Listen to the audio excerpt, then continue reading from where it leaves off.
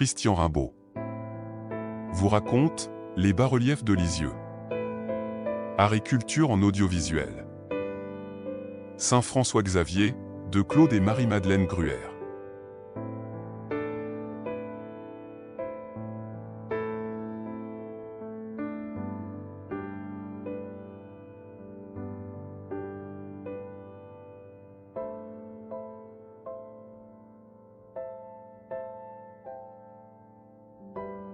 Regardez bien cette image du plus magnifique bas-relief de Lisieux.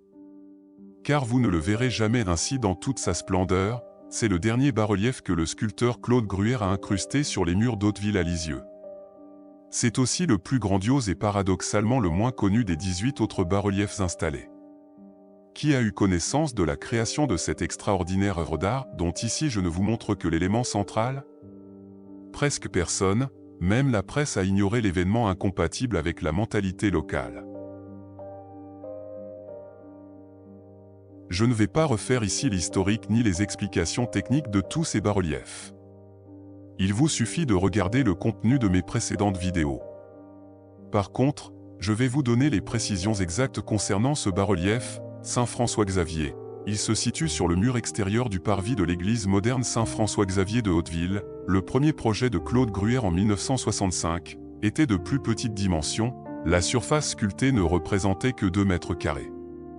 En 1968, le sculpteur reprit son étude pour un bas-relief plus important. À la demande de l'architecte en chef, Georges Duval, le dernier devis de juin 1975 établissait le thème définitif si compliqué à faire accepter par la ville de Lisieux. Pour une surface de 6 mètres carrés, soit 3,50 m de long et 1,60 m de hauteur. Ce qui est exact, j'ai mesuré sur place. Sa surface sculptée définitive est de 6 mètres carrés. L'ensemble fut installé et réceptionné en février 1977. Il semble donc que ce bas-relief soit le dernier de cette importante série de décorations de Lisieux.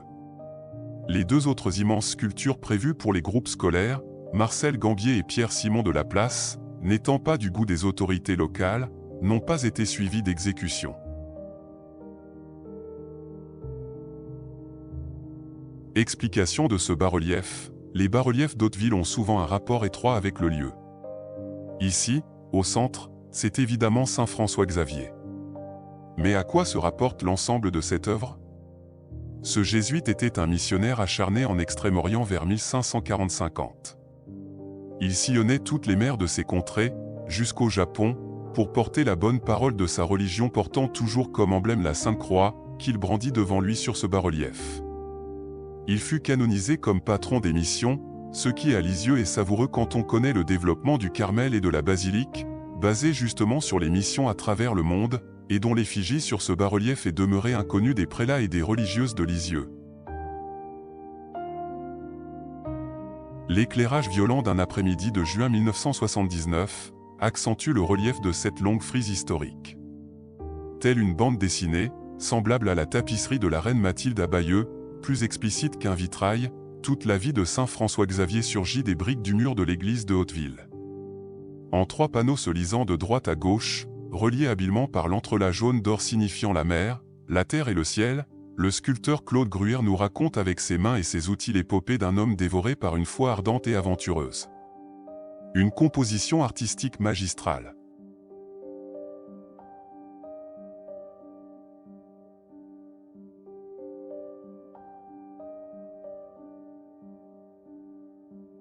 Un témoignage émouvant, Claude Gruère a terminé en février 1977 l'incrustation de son bas-relief. Dès les premiers beaux jours, son épouse Marie-Madeleine revient à Lisieux pour raccorder sur place toutes ces polychromies savamment réalisées dans leur atelier de Solesmes. Les assemblages au mortier et les joints en ciment blanc et gris des briques obligeaient cette délicate finition afin de créer une unité dans cette œuvre d'art.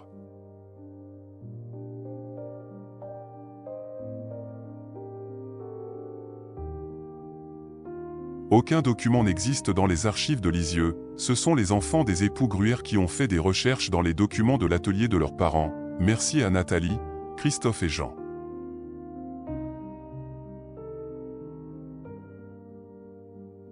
Il faut revenir au début de cette histoire. Ici, nous sommes en 1966-67. la ZUP de Hauteville est en plein chantier de construction, des écoles ont déjà été construites, des tours sortent de terre, l'église de ce nouveau quartier isolé de la ville de Lisieux vient elle aussi d'être terminée. Aucun signe religieux, comme ce sera d'ailleurs le cas pour les 2 autres annexes de la paroisse. La loi de 1905, cependant, l'architecte Georges Duval veut poursuivre son idée de doter Hauteville d'un cadre artistique et culturel. Une architecture moderne qui n'est pas sans élégance. L'emploi du béton allié à la brique du pays en 2 tons offre une excellente lisibilité de cet édifice sans clocher.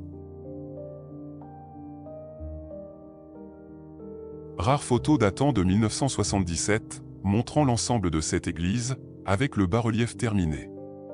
Marie-Madeleine Gruère est en bas à droite, de l'avis même du sculpteur Claude Gruère et de son épouse, avis partagé par beaucoup de leurs amis. Ce bas-relief est le plus beau de la série imposante qui a été installée par leurs soins, sur les murs de Hauteville à Lisieux. Comme je peux me permettre de comparer, c'est effectivement le plus élaboré sur le plan artistique, sa composition est remarquable et les tonalités magnifiques de sensibilité. Toujours aucun symbole religieux, ce bâtiment pourrait être une salle de sport ou un marché couvert. En bas dans la ville, cathédrale et basilique se partagent l'espace.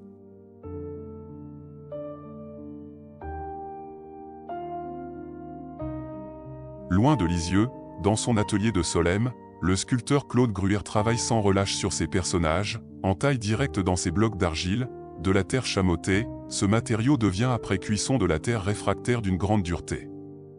Particulièrement adapté à ses œuvres exposées aux intempéries, exactement comme les briques dans lesquelles le sculpteur devra les insérer. Tout ceci est expliqué en détail dans mes autres vidéos précédentes. L'art de Claude Gruère était d'une grande modernité et d'une pureté de lignes absolues. Sa technique est prouvée sans défaut dans de très nombreux ouvrages à travers la France.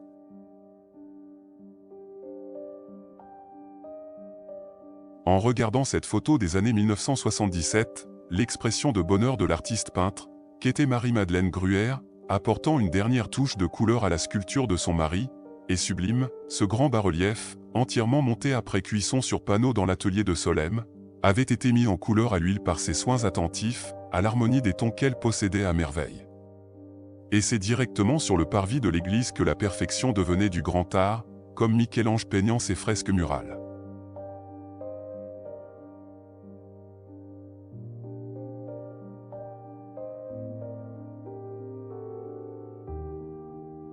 Le cliché en gris du montage en cours dans le mur de briques permet de comprendre exactement le principe du puzzle, constitué de tous les modules de terre cuite, et dont le scellement au mortier va reconstituer la finalisation du motif.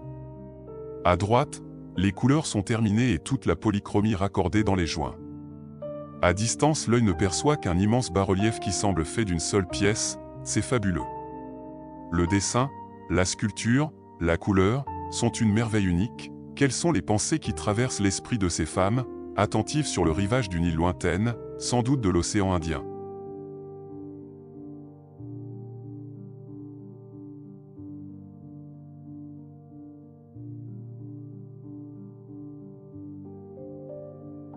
Le drapé du vêtement de missionnaire du Moyen-Âge est superbement sculpté dans une attitude exprimant la paix et l'offrande. Le geste des mains et le déhanché sont très beaux.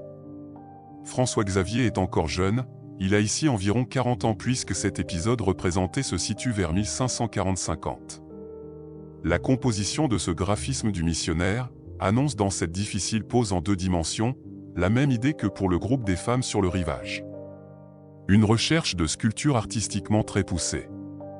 La croix brandie par le jésuite est surmontée de l'agneau de Dieu, l'Agnus Dei se retrouve dans la messe et chant de saint François Xavier, référence chrétienne.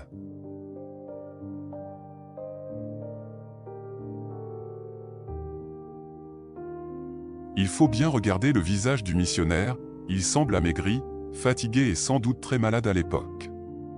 Il devait avoir une 40aine d'années et pendant plus de 10 ans parcourait inlassablement toutes ces contrées, jusqu'au Japon. Francisco de Ravière né en 1506, est ordonné prêtre en 1537, devient missionnaire en Extrême-Orient en 1541, et meurt abandonné sur l'île de Sancian, le 3 décembre 1552.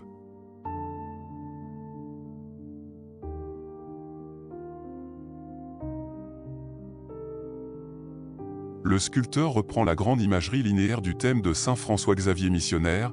L'encadrement des volutes s'inspire du motif du combat contre les morts, stylisant la mer dans une symbolique complète. L'océan porte une flottille de caravelles, bateaux très modernes à l'époque, le graphisme remonte représentant les nuages.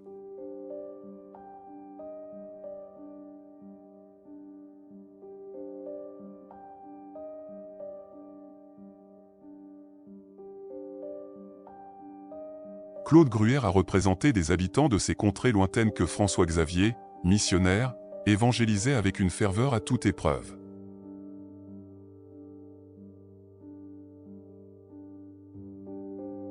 Les visages superbes et les vêtements de ces personnes font penser au sud des contrées de l'Inde.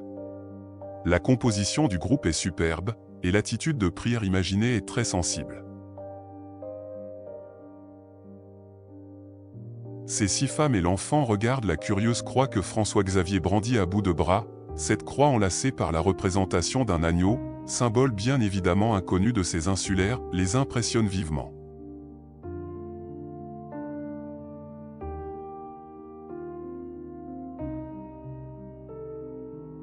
Un trésor retrouvé. En juillet 2020, Nathalie Gruère a retrouvé dans les archives de ses parents ses photos, vraisemblablement prises en 1977, 1978 et peut-être 1979. Toutes ces photos proviennent des archives de l'atelier de Claude Gruère. Je dois remercier pour leur recherche, Nathalie, Christophe et Jean. Depuis 2017, je fouille sans succès toutes les archives référencées sur ces bas-reliefs. Ces photos ont été réalisées par l'atelier Sturler de Lisieux, dont j'ai retrouvé le fond d'archives, mais toutes ces photos précisément avaient disparu.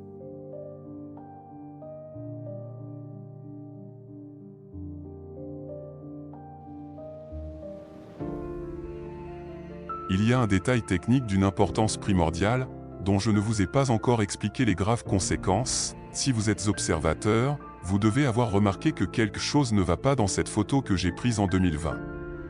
Tous les autres bas-reliefs ont été incrustés dans des évidements pratiqués dans les briques des murs, qui étaient déjà construits. En ce qui concerne celui de l'église Saint-François-Xavier, il en a été différemment.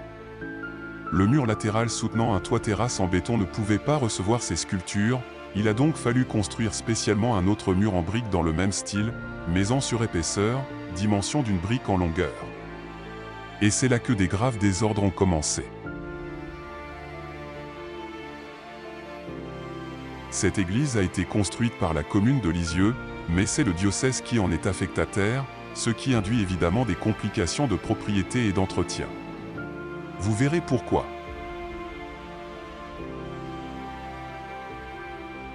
Avant d'aller plus loin, je suis obligé d'ouvrir une parenthèse. Donc, vous avez compris qu'en 1977, tous les bas-reliefs autorisés par la ville de Lisieux ont été installés dans cette zone nouvelle d'habitation. Fin de l'aventure artistique et culturelle. Non, pas du tout. En 1978, l'ASEBN, organisme gérant la construction de Hauteville pour le compte de la ville de Lisieux, est également responsable du budget de ces bas-reliefs. Grâce au financement par le 1% artistique, la commune n'a jamais dépensé un centime pour ses œuvres d'art. L'ASEBN, donc, demande aux sculpteurs de revenir à Lisieux pour réparer plusieurs bas-reliefs déjà détériorés par vandalisme. Pieds et mains cassés, graffiti, barbouillage, etc. Claude Gruère passera 1 an pour restaurer les dégâts. Écureuil n'eut que ce mot, ce ne sont que des cochons ici. Il ne savait pas que la peuplade des Lexoviens est de nature primitive, et que la culture intellectuelle est peu répandue. Le respect des œuvres d'art y est totalement inconnu, et cette situation en 2023 n'a guère changé. Je vous prie de me croire, attendez-vous au pire.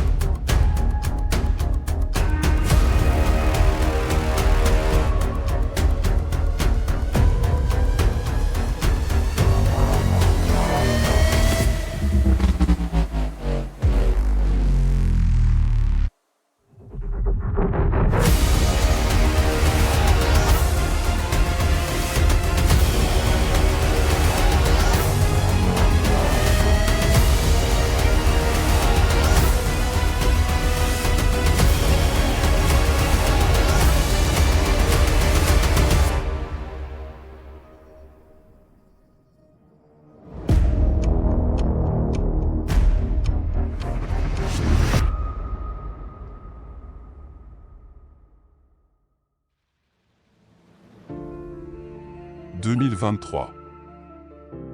Mais que s'est-il donc passé? L'horreur, le désastre, l'invraisemblable, l'inacceptable, une catastrophe culturelle, un vandalisme artistique inouï. C'est Lisieux. Voici l'explication de ce désastre, de cette destruction incompréhensible qui a commencé dans les années 1980 et qui, imperturbablement, continue sa lente dégradation jusqu'à aujourd'hui, en 2023. Techniquement, le problème est simple, le mur est orienté sud-ouest, donc exposé à toutes les intempéries de la Normandie, aucune protection. Mais le pire est le système d'écoulement des eaux pluviales de la toiture, dont un réseau de petites gargouilles, de simples tuyaux, laisse ruisseler l'eau directement sur les bas-reliefs. Une invraisemblable erreur technique, qui lors de réparation fut remplacée à l'identique. Et évidemment, tout le mur en briques est d'une humidité totale. Résultat, la terre cuite des bas-reliefs se gorge d'eau, soleil et gel désagrègent les sculptures qui disparaissent peu à peu, et évidemment toute la polychromie est effacée définitivement. Et il y a aussi une autre cause plus grave, d'ordre chimique, qui va s'aggraver. Les facteurs détériorants résultent de la précipitation du carbonate de calcium dissous dans l'eau, aggravé par la dissolution du liant du béton de qualité médiocre de la terrasse. Les coulures de calcite blanche s'infiltrent dans l'épaisseur des briques et de la terre réfractaire du bas-relief. En clair, nous nous trouvons devant une construction relativement récente, postérieure à 1963, et nécessitant déjà une restauration globale de cette partie de l'édifice.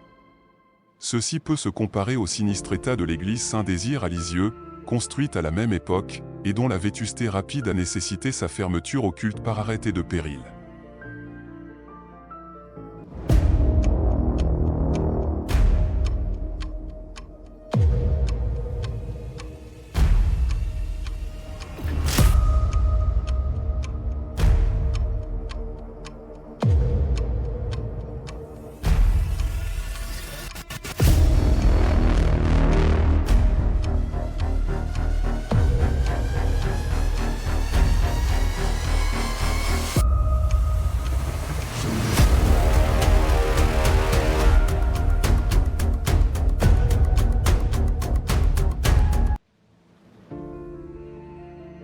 Revenons en arrière, dans les années 1980-90, le nouveau curé de cette paroisse découvre avec effroi l'état du bas-relief, vandalisé ainsi par la bêtise humaine. Il demande l'aide de son évêché pour y remédier. Mais on le renvoie vers le propriétaire réel du bâtiment, c'est-à-dire la mairie de Lisieux, qui les conduit.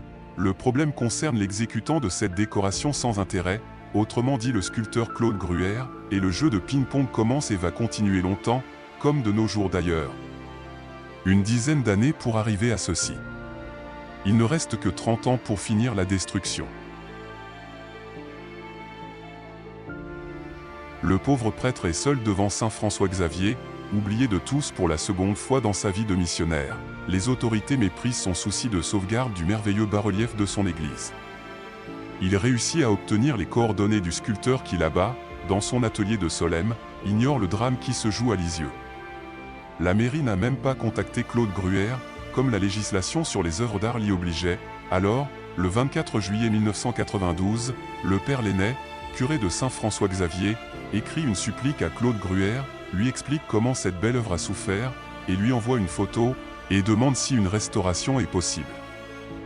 Aussitôt, le 20 août 1992, Claude Gruère vient à Lisieux et atterré constate les dégâts. Sa réponse et ses conclusions sont graves. Le 18 septembre, le père Lenné lui explique les causes exactes des dégradations par l'écoulement des eaux, le gel, etc. Il expose les solutions de détournement. Pour sauver le bas-relief, ce serait aux paroissiens de payer les frais. Inouï, les contacts entre le sculpteur et la mairie sont sans résultat, fin de non-recevoir. Fin de l'histoire.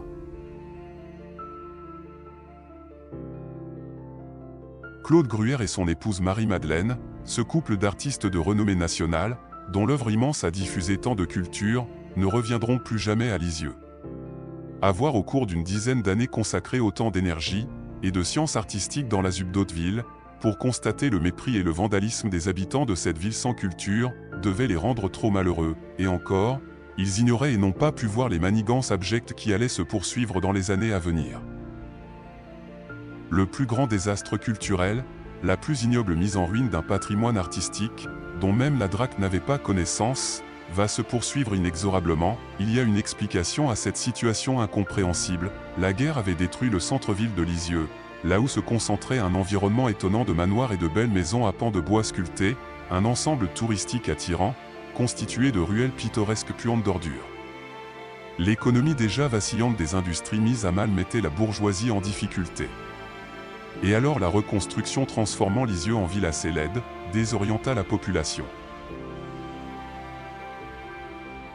Mais voici que l'architecte de Hauteville, Georges Duval, architecte en chef des monuments historiques et ami avec Claude Gruère, prend une décision importante. Il décide d'utiliser le financement du 1% artistique, qui permet d'embellir toute réalisation nouvelle d'urbanisme avec des œuvres d'art contemporain.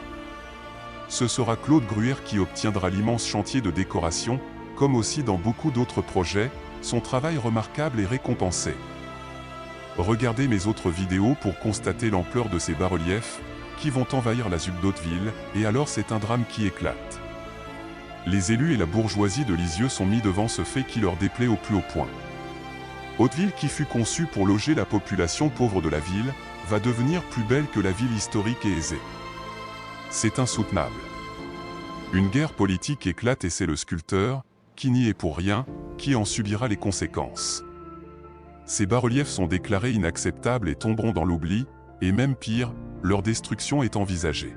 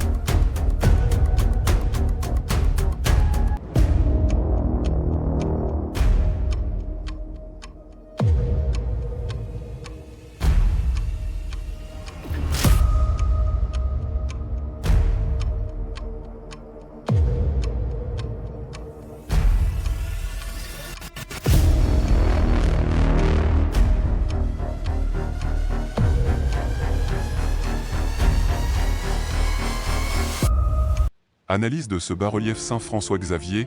Après la dernière visite que fera Claude Gruère à Lisieux, nous sommes dans les années 1992, rongés par les écoulements chargés de produits destructeurs, les couleurs ont disparu. Des vandales ont cassé et arraché les pieds, les mains et les visages des personnages, comme sur d'autres bas-reliefs de Hauteville. Le mur entier est atteint de graves désordres extrêmes. Sans modification, ni restructuration de l'ensemble du bâti désagrégé, aucune restauration n'est possible.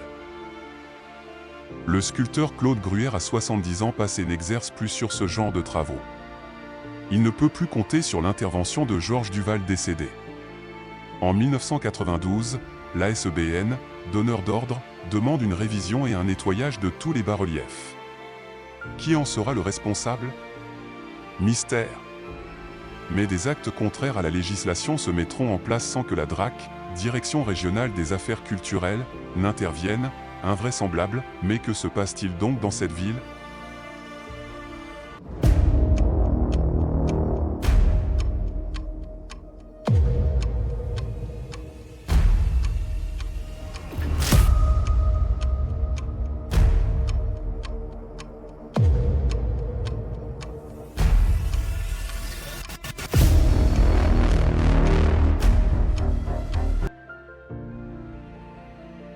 « 1992. Le magnifique bas-relief, l'orchestre, en bon état. Il sera repeint totalement en blanc, car il se situait exactement en face de celui de Saint-François-Xavier. La comparaison devenait gênante, honteux.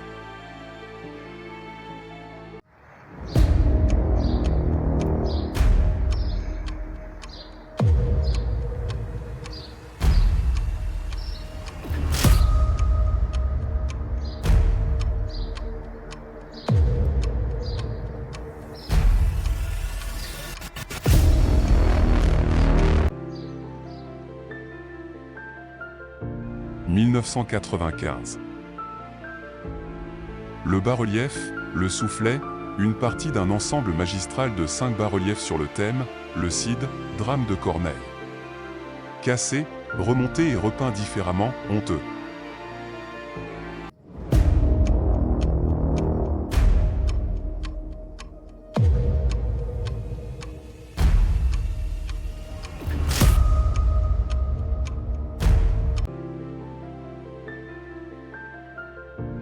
« 1995. Une partie du curieux bas-relief, le mystère du Moyen-Âge. Installé en 1966. Repeint plus tard avec des couleurs différentes, honteux.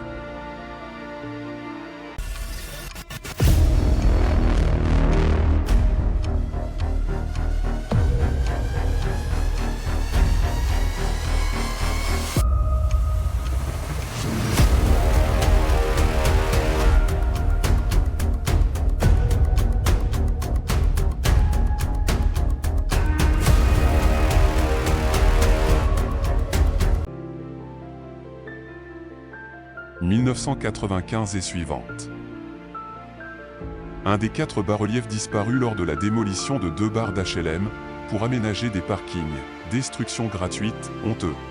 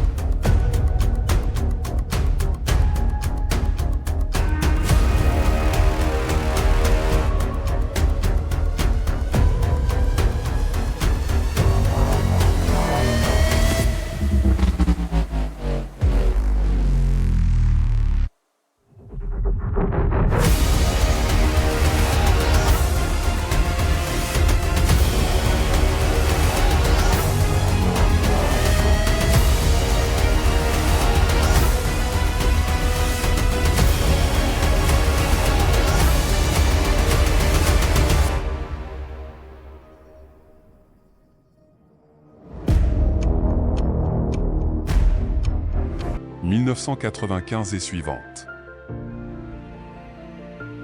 Un des 6 bas-reliefs illustrant le combat de Rodrigue, scène du Cid de Corneille. Ces œuvres majeures ont été recouvertes de carrelage pour les supprimer et aménager le site, honteux. «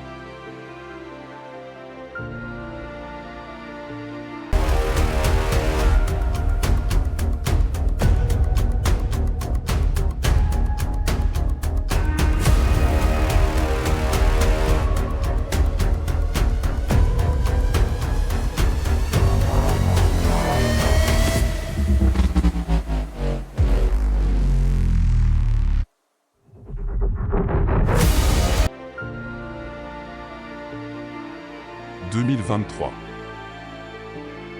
Tout est abandonné, mais que se passe-t-il dans cette ville?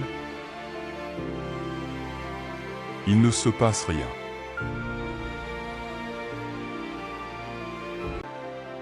En matière de patrimoine artistique dans le cadre de commandes d'État ou d'utilisation de fonds affectés à une œuvre d'art, grâce aux subventions, il existe une législation qui a le mérite d'être claire, à condition de savoir au moins lire le français.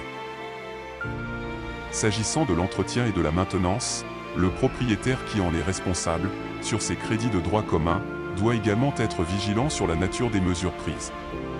C'est pourquoi il est fortement recommandé de faire figurer dans un contrat passé dès le stade de la commande, toutes les clauses techniques concernant l'avenir de l'œuvre et réglant les questions d'entretien, de maintenance, de restauration, de déplacement éventuel.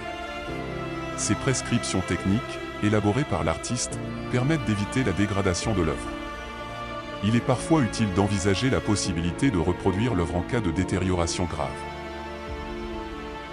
Cependant, il suffit de créer les conditions permettant d'ignorer cette législation ou de tout mettre en œuvre pour ne pas l'appliquer. L'idéal étant de supprimer les documents gênants, ainsi l'irrespect peut se maintenir sans grand risque. Information, cette vidéo est le résultat d'une longue étude et de recherche que j'ai menée de 2017 à 2023, déjà publiée dans différents médias. J'ai poursuivi également par une approche très technique, concernant les possibilités d'envisager une sauvegarde, Et surtout une restauration dans les règles de l'art. J'avais d'ailleurs, à ce sujet, expliqué au cours de ma vidéo traitant de la technique très particulière de Claude et Marie-Madeleine Gruère, comment ce bas-relief, qui n'est pas une fresque, pouvait être sauvé d'une ruine certaine et reconstitué selon les normes réversibles en vigueur. Les restaurateurs d'art savent ce dont il est question. N'ayant pas été suivi sérieusement, j'ai préféré mettre définitivement cette étude technique dans un dossier du type cold case, désolé.